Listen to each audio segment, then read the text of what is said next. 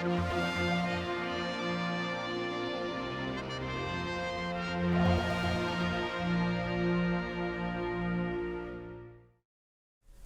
10, and I call on the Honourable Member for Ramsey, Mr Hooper.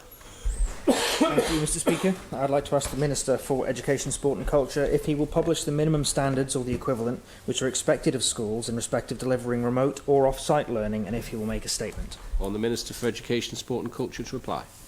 Thank you, Mr Speaker. On March 23rd, all schools closed except for vulnerable children and those of key workers. The sudden switch to remote learning required planning and adaptation to a quickly changing situation on our island and uncertainty about the duration of the lockdown. At the beginning of July, I requested a review be carried out of remote learning and teaching provided by schools during the course of the health emergency. Throughout July and August 2020, the Education Service undertook surveys and interviews supported by a range of qualitative and quantitative data and observations of practice during the pandemic. At all stages of this review, views and information were sought from relevant professionals from across the spectrum of education on the Isle of Man, along with the views of key stakeholders, in order to provide a constructive set of recommendations for schools, service providers and the Education Service. The 10 recommendations made by this review reflects both the requirement to ensure remote learning provision for pupils is of a consistent high quality, and also to support schools, pupils and parents, carers, should we encounter a similar situation in the future. Responding to both staff and parent feedback, the review and subsequent guidance documents cover the consistency, quality and volume of lessons, consistency of feedback from teachers to pupils, expected levels of pastoral support, consistent procedures all schools will follow in the event of a future full or partial school closure, and clarity over the mediums for delivery of remote learning. The full review into remote learning during COVID-19 was published last week. Responding to review recommendations 1 to 5, the island guidance and protocols have been developed by department officers and school leaders with the involvement of teacher unions. These now ensure parents and school communities know what to expect for their children should schools be required once again to switch to a blended or fully remote form of provision in the future. Thank you, Mr Speaker. Supplementary question, Mr Hooper. Thank you very much, Mr Speaker. I'd like to thank the Minister for undertaking that review and for publishing that document and for his quite helpful answer. There's a lot to unpick there, so this might take a bit of time. First question for the Minister, though, is his remote learning recommendations deal solely with another outbreak of COVID. There's no reference in there to children that, for other reasons, may not be able to attend school, for example, if they are self-isolating, or if they are off sick, or if they are suspended, or for whatever reason are unable to physically attend the school building. Can you confirm whether this remote or blended learning that's being set out in this review actually will cover all students who are required to be off-site when they're being educated? Minister to reply. Thank you, Mr Speaker. I thank the Honourable Member for Ramsey for his question, which I think is extremely valid. As I said, this was a review into the provision of remote learning during the COVID pandemic, but I think he's absolutely right that it opens up the opportunity for using remote learning and blended learning in a range of other situations. He's also right that unfortunately on our island there are a small number of pupils who can't attend schools for other reasons, particularly in terms of their own ill health, and we as a education service strive to provide education through other means for them. The use of remote learning obviously opens up opportunities to do this in a new and an imaginative way and link them into the existing learning structure that would be carried out in their schools. So one of the key points of this review is setting up a forum of remote learning experts who can further develop a range of techniques, a range of provisions that then can be used across the board, because it's important that we use remote learning and we embed information technology in learning in general on our island. Thank you. Supplementary question, Mr Hooper. Thank you very much, Mr Speaker. I'd like to thank the Minister for that helpful answer. The document as well talks about schools setting clear expectations on how regularly work should be. undertaken and what kind of work should be undertaken. It also talks very clearly about schools undertaking monitoring of the quality of the remote learning that they themselves provide. So I'd like to know why the department is abdicating the responsibility of quality assurance and handing it over to the schools to say they will provide the work, and of course they will quality assess the work that they are providing. And I'd also like to get a better understanding of why there doesn't appear to be any mention of engaging with students and parents in developing some of these remote learning provisions. Minister to reply. Thank you, Mr. Speaker. Again, whether you use remote learning or conventional learning in a classroom, the responsibility, the prime responsibility for quality of that comes down to the teacher and the head teacher of that school. And what we're trying to do through this review is draw the similarities with remote learning and classroom learning and have the same clear criteria for both. In terms of the honourable member's other question, we have tried to take on board the feedback from pupils and parents that we gained through a questionnaire, but we've also made it quite clear that the guidelines in this review are going to be reviewed themselves on a regular basis.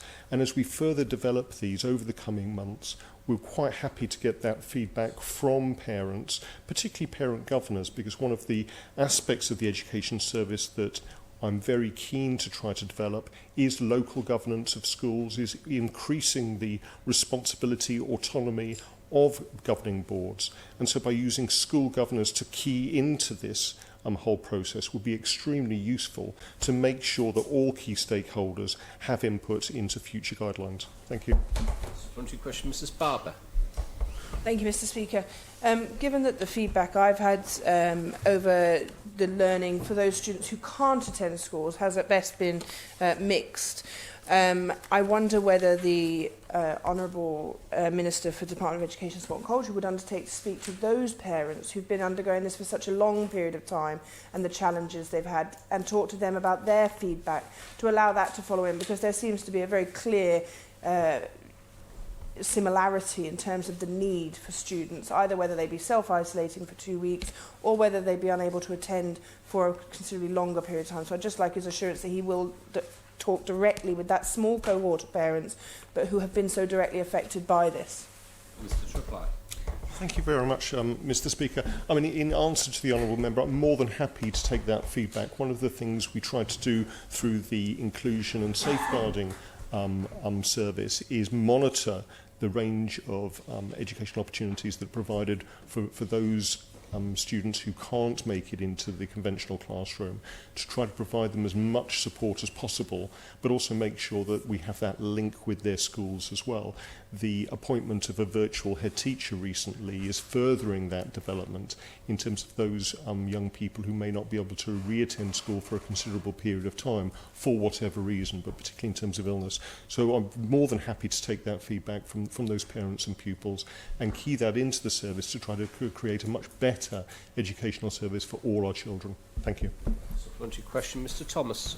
Thank you, Mr. Speaker, and I thank the Minister for engaging so fully in this very difficult topic of remote learning, which has vexed professionals and everybody for decades.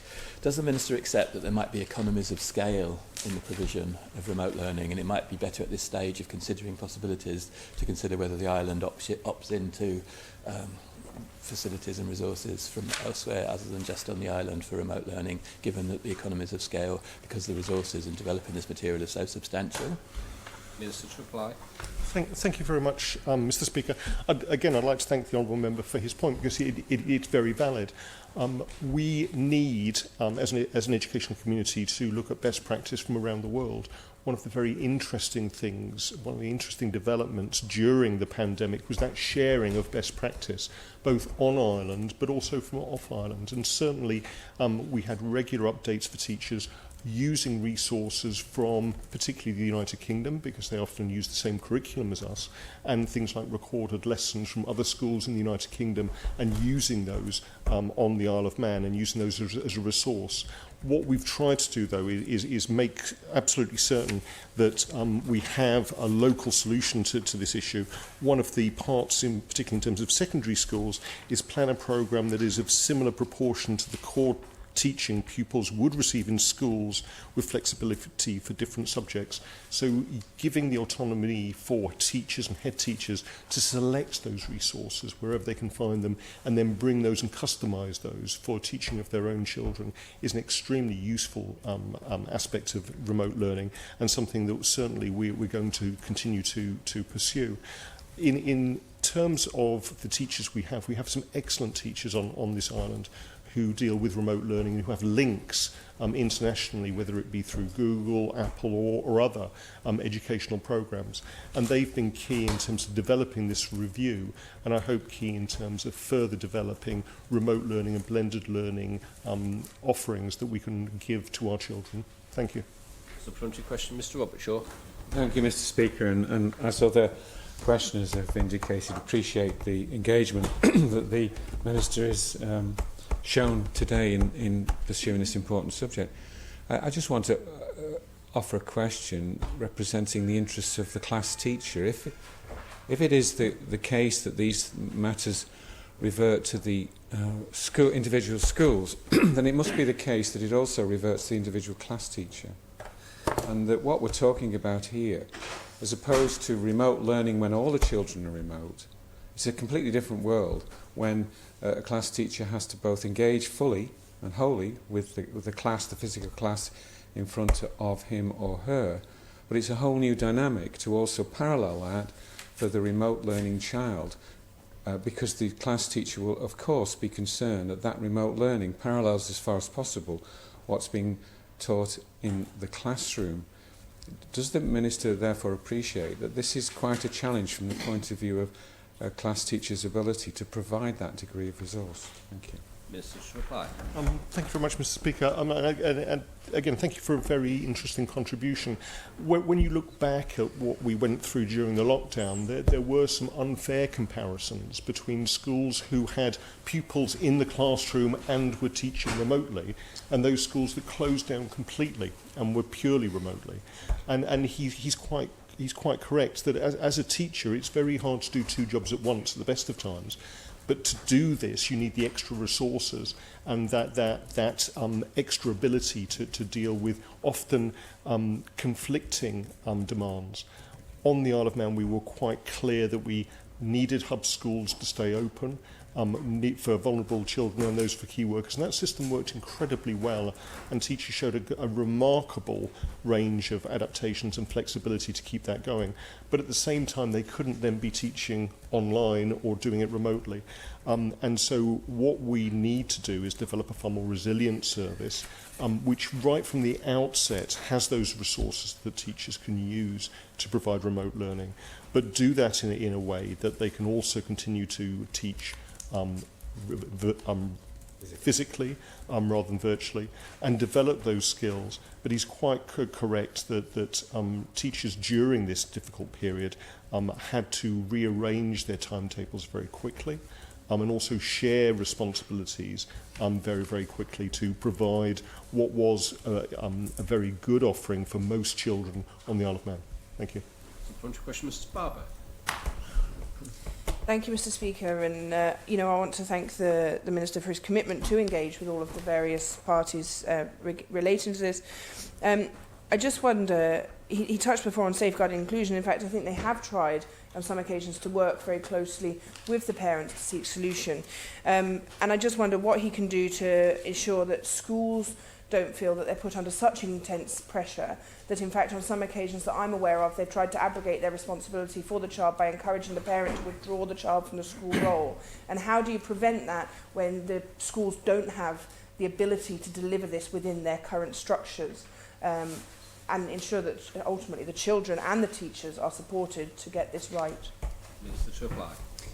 Thank you very much, Mr. Speaker. I think the Honourable Member makes a very valid point. When you look not just on our island, but across the British Isles, at those parents who end up homeschooling their children. Sometimes it's done for a philosophical, religious, or a passionate belief that that's the right thing to do.